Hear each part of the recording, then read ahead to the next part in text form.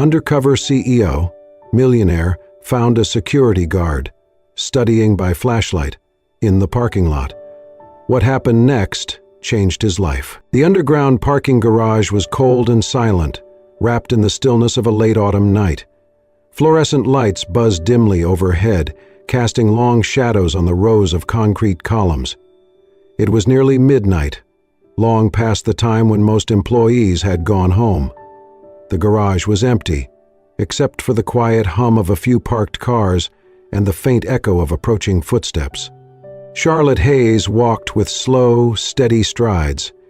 Her usual heels had been traded for flats. Her white blouse, once crisp in the morning, now hung loose outside her black slacks, its edges wrinkled and soft from the day's wear.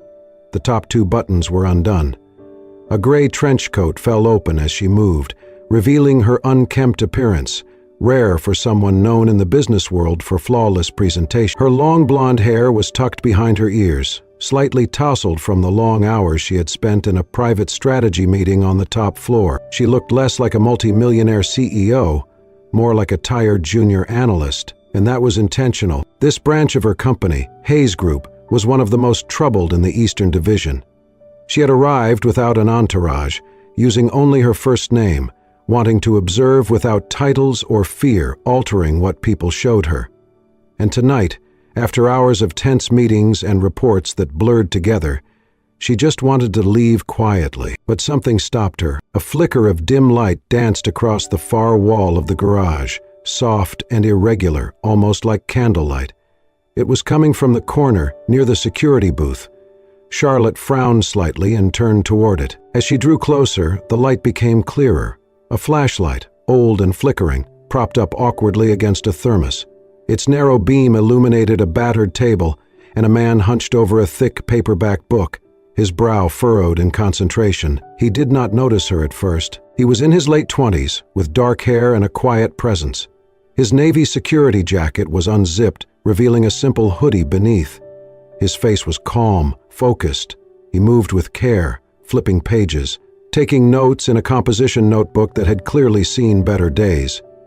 A pair of earbuds dangled unused around his neck. Charlotte stopped a few steps away, arms crossed loosely over her chest. The quiet in the garage was almost sacred. "You always work under that light?" she asked gently. The man startled, his hand moving instinctively toward the flashlight. He squinted at her, then quickly stood, straightening up. "I didn't hear you. Sorry. Yes, ma'am, I was just studying." Charlotte raised a brow, nodding toward the book. "Looks like more than just studying. That's advanced C++. The man looked at the cover, then back at her. "Yeah, I'm trying to finish a certification. I used to be in school, but life got in the way." He said it without bitterness, just a quiet, factual tone. "I'm Charlotte," she said simply, offering no title. "Caleb," he replied, nodding. "Caleb Miller." She glanced again at the flashlight. "That thing's barely hanging on." He smiled faintly. "I make it work." Charlotte hesitated. Something about him reminded her of someone. Her father, maybe. He used to work 12-hour days at a body shop, then come home and study engineering textbooks late into the night. Her mother would bring him coffee, and she, as a child, would sneak down the stairs to watch him work under the kitchen lamp. "I know it's none of my business," she said quietly, "but what's driving you to do this?" He shrugged slightly.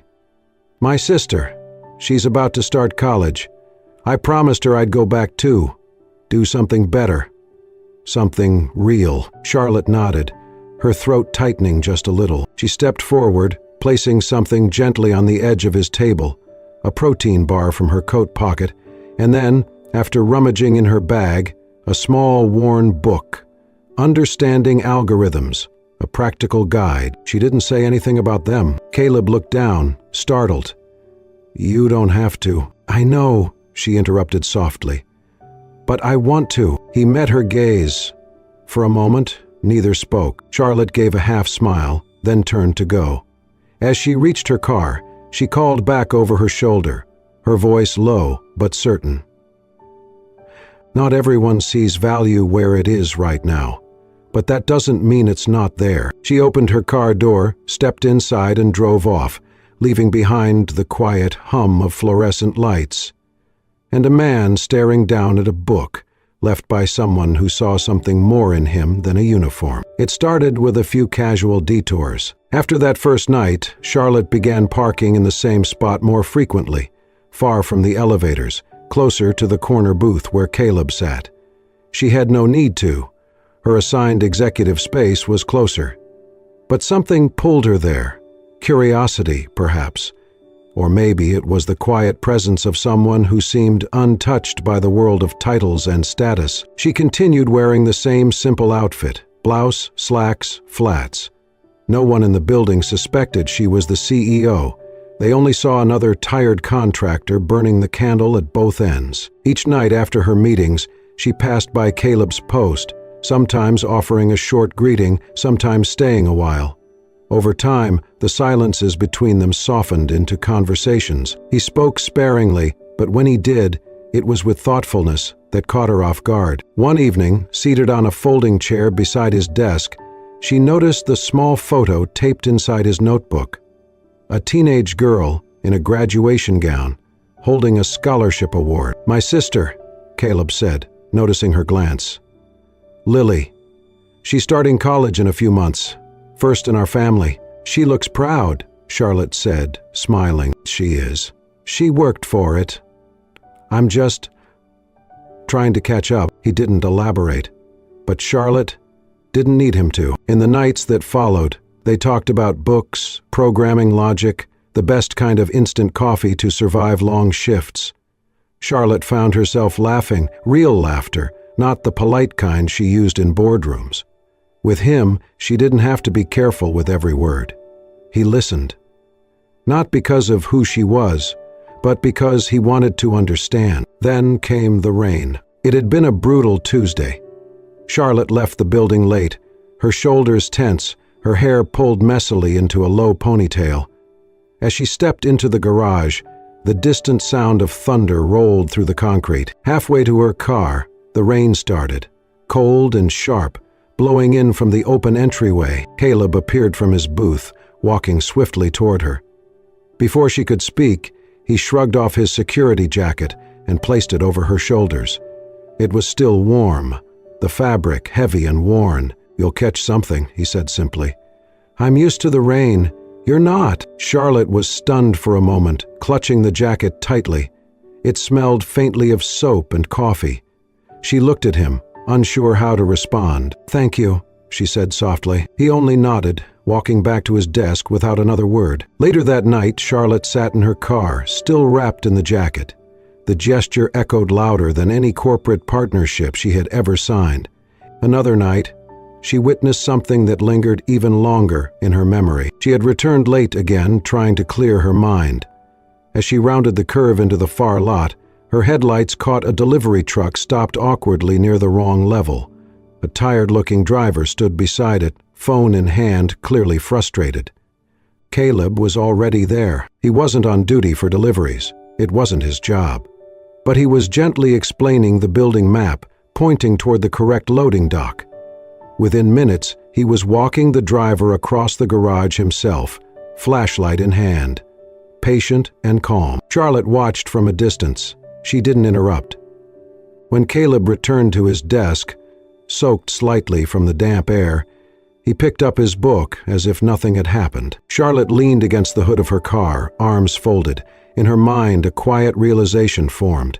He helps people not for credit, not for reward, just because it is right. She smiled to herself, then stepped into her car, the warmth of the security jacket still folded neatly in the passenger seat beside her. The idea came to Charlotte on a quiet Wednesday evening, just as she watched Caleb carefully pack up his worn-out programming book, with the same precision she had once seen her father use to clean his tools after a long day in the garage. She had been observing Caleb long enough to know two things. He never asked for help, and he never took shortcuts, which made what she was about to do feel slightly manipulative, but also necessary. The laptop she carried was old, not broken, but sluggish and temperamental. The IT department had long given up on it.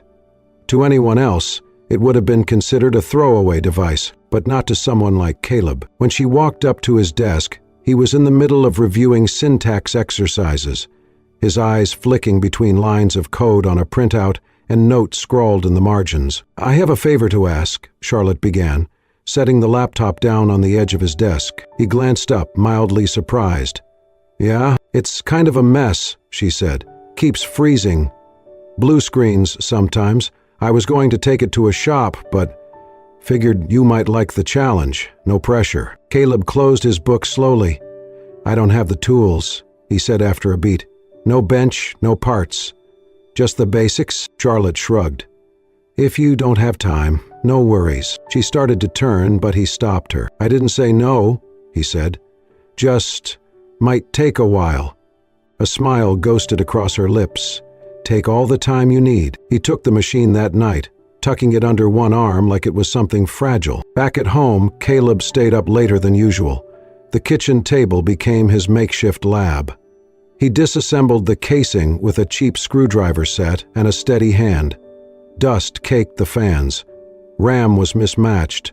Software bloated. But it was a puzzle, and puzzles gave him peace. He worked quietly, only stopping when Lily came in, with sleepy eyes and a blanket to drape over his shoulders. "You're doing that for her?"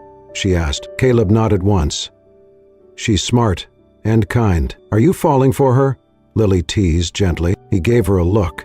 "She's way out of my league." "Maybe she doesn't believe in leagues," Lily said, yawning as she wandered back to bed. By the third day, Caleb had not only fixed the booting issue, he had optimized the system's speed, removed outdated bloatware, and even installed new drivers manually. He ran benchmarks 3 times, just to be sure. The machine purred like new. That evening, he waited until she arrived, placing the laptop on her desk before she even asked. "Runs smoother now," he said, almost too casually. "Did what I could." Charlotte opened the device. It powered on immediately. No lags, no strange flickers. "You rebuilt the operating system?" she asked, surprised. "I streamlined it," he replied. "Kept the essentials, cut the fluff." She blinked. "How long did it take you?" He shrugged. 3 nights. It was worth the learning." Charlotte paused. She looked at the machine, then at the man in front of her.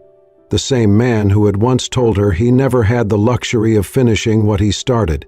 And yet here he was, rebuilding something no one else had cared to salvage. Her chest ached with something quiet and fierce. She wanted to say something. How impressed she was, how rare this kind of perseverance had become, but all she managed was a soft, "Thank you." Caleb smiled. Glad it helped. What he did not know, could not know, was that laptop had been the test, a silent assessment, and he had passed with a kind of quiet excellence that could not be taught in school or measured in degrees. Charlotte carried the laptop back to her car that night, but her mind was far from the files it contained. She had come undercover to evaluate talent. What she had found was purpose, and for the first time in a long while, she felt the stirrings of belief. Belief that maybe, just maybe, this wasn't about business anymore. It started with a picture, a blurry, grainy photo taken from a smartphone camera peeking through the top-floor window of the adjacent building. In the frame, Charlotte and Caleb were walking side by side in the underground parking garage, their heads tilted slightly toward each other, mid-conversation. Charlotte was smiling. Caleb, still in uniform, held the door of her car open like he always did. But context was a fragile thing, easy to warp, easier to weaponize. By noon the next day, the photo had been posted anonymously to the company's internal chat board under the caption, "When being nice to the CEO means a promotion?" It spiraled quickly from there. "Security guard aiming high, huh? Ah, must be good at more than night shifts. Yes, sleeping your way up is a real thing." Charlotte first heard about it through a whispered conversation in the hallway. Someone didn't realize she was behind them. Caleb saw it that evening, after his shift started. A co-worker from logistics had pulled up the thread and handed him the phone, eyebrows raised. He scrolled through the comments. Each one was worse than the last. Not just jokes, accusations. cynical, vulgar slants dressed up as humor. At first, he told himself not to care. He had nothing to be ashamed of, but the silence ate at him. He waited that night, waited for Charlotte to come by, like she usually did, to say something. Anything. She came, briefly, but looked distant, distracted. She did not mention the photo. She asked him how his studies were going, then left after only a few minutes. Caleb sat at his post long after she was gone, jaw tight. He pulled out his phone, fingers hovering over a text message. He typed, "I know it's not true, but the silence makes me feel like you don't." He stared at the screen, then deleted it. Instead, he opened his notes app and typed, "Does she even believe in me? Or am I just a feel-good project with a sad backstory?" He closed the app and shoved the phone into his pocket. The next morning, he submitted his resignation. No formal meeting, no confrontation. Just a quiet email with the subject line, "Notice of departure." Across the city, Charlotte sat in her corner office with a presentation open on her screen. A slide titled, "Internal Talent Uplift Initiative," glowed in bold letters. Underneath, a single name, Caleb Miller. She had spent weeks preparing it. Her goal was clear: to introduce Caleb as the first engineer to join the new tech arm of the company, a move to prove that dedication and merit mattered more than degrees or resumes. But the timing felt wrong now. If she moved forward with the announcement, it would look like validation of the rumors, that the job had been handed to him because of personal involvement, not because he earned it. So she waited, and in her waiting, she lost him. The HR team forwarded his resignation that afternoon. She reread the email 3 times. It was polite, professional, no explanation, just a date. A part of her wanted to call him immediately, to explain, to fix it. But another part, the colder, more rational side, told her he needed time. That if he left because of what people said, maybe he was not ready for what she had planned. That night, Charlotte walked to the parking garage alone. His booth was empty, the chair pushed in neatly, the little lamp turned off. She stood there, silent, staring at the worn surface of his desk. In the drawer, she found the book on programming she had once given him, dog-eared and marked with highlights. Tucked between the pages, a single sticky note. It read, "Sometimes silence is louder than any answer." Charlotte held it in her hand, her throat tightening. She had meant to protect him, from rumors, from judgment.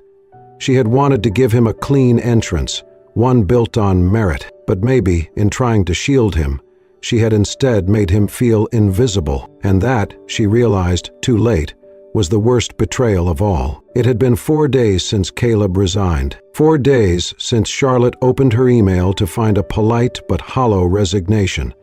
4 days since the booth in the parking garage stood empty, dark, and far too quiet. On the 5th night, she drove to the only place she thought she might find him, the small walk-up apartment building near the Bronx where she knew he lived. She had passed it once by accident, back when they talked about Lily's scholarship applications. He had pointed at the cracked 3rd-floor window and said, "That's home. Not glamorous, but it works." She parked across the street and climbed the worn concrete stairs, her breath visible in the cold night air. It was Lily who opened the door. The girl looked thinner than Charlotte remembered, her sweater hanging loose on her shoulders.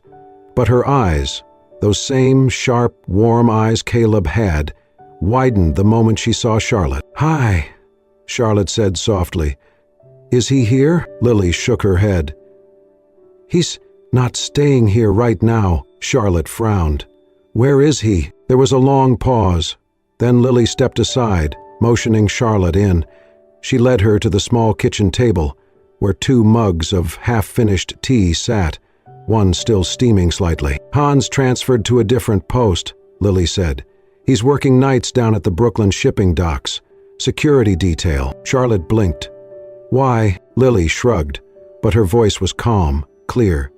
"Because no one knows him there. No whispers, no pity looks, just long hours and heavy boots." Charlotte's throat tightened. "He shouldn't have had to disappear." Lily looked at her, eyes narrowing but not unkindly. "He hates being seen as a charity case, and he thought Maybe you did too. Charlotte closed her eyes for a moment, her voice barely a whisper. I never pitied him. I admired him. I know, Lily replied gently. So does he. Deep down. But he also knows what silence feels like. And when the world started spinning rumors, and you said nothing, he thought that silence meant you agreed. Charlotte opened her eyes. I stayed quiet to protect the launch. I didn't want people to think he only got the job because of you, Lily finished. He already thought that, but he still hoped you'd say something, anything. Charlotte stood slowly. Do you know what shift he works? Lily nodded. Graveyard. Midnight to 6. Charlotte left the apartment without another word. She drove with the windows cracked open despite the cold. Something about the air helped her think. Or maybe it was punishment, a reminder of what she had let happen.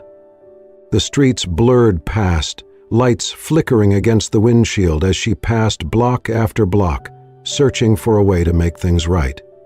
She found herself instinctively turning onto the routes they used to drive together when she would drop him off after coffee, or when they accidentally ended up taking the long way home just to keep talking. The Brooklyn docks loomed ahead, a sprawl of rusted containers and warehouses pressed against the waterline. The security station was small, tucked near the east gate, lit only by one weak overhead bulb. An older man in a thick navy jacket stood outside, smoking a cigarette. He raised an eyebrow as she approached. I'm looking for Caleb Miller, Charlotte said, trying not to sound desperate. The man squinted at her through the haze. You a friend? Yes, she answered honestly. I think I might hurt him. I need to talk to him. The man nodded toward the row of metal containers lining the main yard. He's out there. Walks the whole line twice an hour. Never slacks. He took another drag, then added, almost as an afterthought, you know, that kid's got heart. Always takes the worst shifts, swaps with anyone who's got a sick kid or needs the night off. Never asks for anything in return. Charlotte smiled faintly. Yeah, that sounds like him. She turned toward the yard, the crunch of gravel under her heels, the only sound accompanying her. Fog rolled in low along the water, and her breath clouded in front of her face. She did not know what she would say when she found him, but she knew she had to say something, because for the first time in years, she had let someone in, and when he left, he took more than his resignation. He took the piece of her that had begun to believe in second chances. The fog had thickened by the time Charlotte reached the far end of the dockyard. Shadows stretched long between the towering containers, and the only light came from a small LED lantern flickering near one of the security booths. There he was. Caleb sat hunched on a folding chair outside the booth, a thermos by his side, a thick programming manual resting open on his lap. The flashlight lay balanced on a nearby crate, angled perfectly to illuminate the page. It looked almost identical to the first night she met him, except this time, his shoulders were tenser, his posture more guarded, like he had built walls no one could see. Charlotte stopped a few steps away, unsure if he had noticed her. Then she spoke, softly but firmly. I hoped you would still be using that flashlight. Caleb's head lifted. His expression froze. For a long second, they simply looked at each other. Charlotte took a breath. Her voice trembled slightly, but she pushed through. I brought something, she said, holding out a folder wrapped in a plastic sleeve to shield it from the mist. An official contract, Junior Systems Engineer, Hayes Tech Solutions. He didn't reach for it. Not yet. I know it won't change what happened, she continued, and I don't expect it to erase how you felt, but this isn't a gesture. It's a job, a real one. You earned it, before I even knew your last name. Caleb slowly closed his book, setting it down beside him. He studied her face with the same steady gaze she remembered, quiet, unreadable, but intense. Why now? He asked. Because I was wrong, Charlotte admitted. I thought staying silent would protect your name. I thought if I waited until everything was ready, no one would say it was favoritism. No one would accuse you of getting the job because of me. She paused, swallowing the lump in her throat. I wanted the world to respect you as I do. But I forgot something important. Respect starts with honesty. And I failed you there. The wind rustled through the dock. Caleb leaned back slowly in his chair, gaze still fixed on her. "I felt like I was being tested," he said finally. "Like you were watching to see if I cracked. And when the rumors started, and you said nothing, I froze," Charlotte whispered. "I've been betrayed before, Caleb. I've been used by people who smiled to my face. So I built walls. But with you, I didn't want our story to start under a cloud of gossip. I wanted you to walk into that team with your head high." He nodded slowly, as if weighing her words. Then he looked down at the flashlight, the one that had lit so many late nights. "You believed in me," he said quietly, "even when I didn't believe in myself. No one's ever done that." He stepped closer. "I still do." The silence between them was different now. Less about distance, more about weight. The air pulsed with something unspoken. Caleb stood up. He looked at her. Really looked at her. And then gently took the folder from her hand. He didn't open it. Instead, he said, "You once left a book and an energy bar on my desk and said nothing. You had no reason to. But you did it anyway." Charlotte smiled softly. "You remembered." "I remember everything," he said. He reached out, slowly, and took her hand. It was the first time he had ever touched her. His hand was warm, steady. Charlotte's breath caught. "I want this job," he said. "But more than that, I want this to be real. No more pretending, no more roles." Charlotte nodded, her voice barely audible.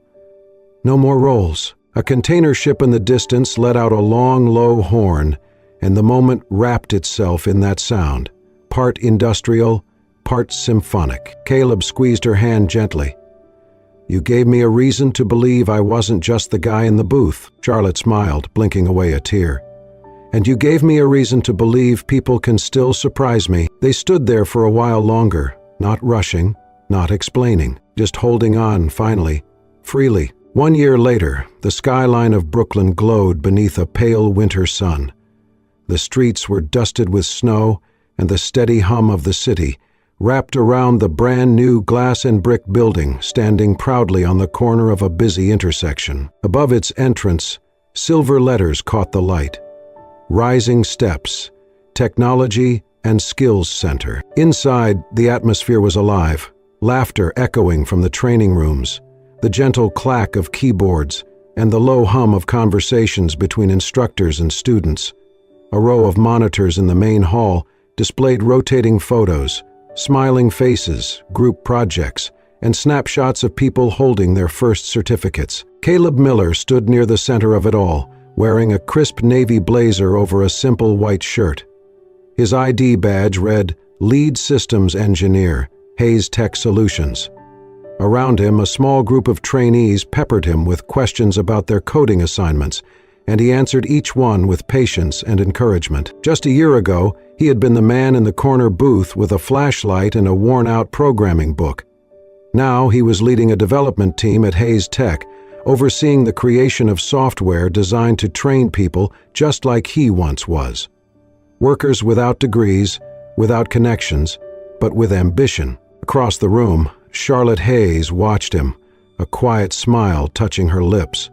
Her golden hair framed her face in loose waves, and though she still carried herself with the poise of a CEO, there was something warmer in her gaze now. Since Caleb had entered her life, the edges of her world had softened.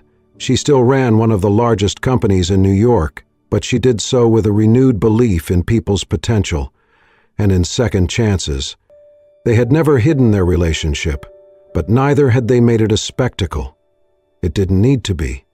Everyone could see the way they respected one another, how their conversations carried an ease and trust that spoke louder than any public announcement. Today was the grand opening of Rising Steps, the nonprofit initiative they had built together.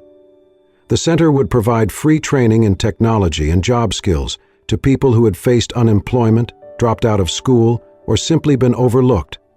The classrooms were equipped with the very tools Caleb had once dreamed of having, and the program's first wave of graduates was already making their way into the workforce. Among them was Lily Miller, Caleb's younger sister. Now 19, she wore a smart blazer and jeans, a lanyard around her neck that read Assistant Instructor. She moved between students with an easy confidence, offering tips and encouragement. Her own path had shifted. After receiving a full scholarship funded through Charlotte's philanthropic arm, she was now studying computer science and mentoring others at the center in her spare time. When it was time for the opening ceremony, the crowd gathered in the main hall. Charlotte introduced Caleb, her voice carrying both pride and affection. "This center was built to remind us all," she said, "that potential doesn't vanish just because the world fails to notice it at first. And no one knows that better than the man I'm about to introduce." Caleb stepped to the podium, adjusting the microphone.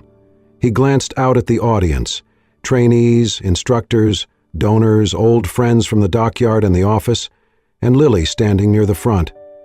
Charlotte's eyes met his, steady and sure. "I used to think I was just a guy who locked doors at night," he began, his voice calm but firm. "But then someone believed in me, enough for me to start believing in myself. That changed everything. And now, I want to pass that belief on to thousands of others." Applause swelled around him, but Caleb's gaze remained on Charlotte. For a moment, the room seemed to shrink to just the two of them. Later, when most of the guests had drifted into tours of the classrooms, Caleb and Charlotte slipped away to the top floor. This was her new office, a warm, sunlit space with a panoramic view of Brooklyn. 3 of the walls were covered with photo panels, each one holding images of people whose lives had been transformed through the program. On the desk sat a small frame, but it was the photo Caleb held in his hands that mattered. In it, a younger version of himself sat in a dim booth, a flashlight balanced over an open book. The edges of the page were worn, his jacket zipped up against the cold. It was the night Charlotte had first spoken to him. He walked over to an empty spot on the wall and pinned the picture there, smoothing the corners with deliberate care. Charlotte came up behind him, resting her hand on his shoulder. "This is just the beginning, Caleb," she said quietly. "We build this together, and we build it for them." He turned, his fingers finding hers, his expression softening. "And for us too." Outside, the first flakes of snow began to drift down. The golden glow of the office lights spilled across the photo wall, casting warm highlights on the image of a man once illuminated only by the beam of a flashlight. Caleb leaned in, and Charlotte met him halfway. Their kiss was unhurried, a quiet sealing of everything they had built, not just the center, but the trust, the respect, and the love that had carried them here. The camera of life would have pulled back then, framing them against a snowy window, the photo wall, and the city beyond. A reminder that sometimes the smallest lights can grow into something bright enough to guide countless others. And that's how a quiet night in a parking lot turned into a lifetime of building dreams, not just for 2 people, but for countless others who once thought they'd been forgotten. If Caleb and Charlotte's journey touched your heart, imagine how many more real and fictional stories can move, inspire, and remind you of the power of belief. Subscribe to Soul-Stirring Stories so you'll never miss the next tale that might just change the way you see the world. Because sometimes the smallest light can change everything.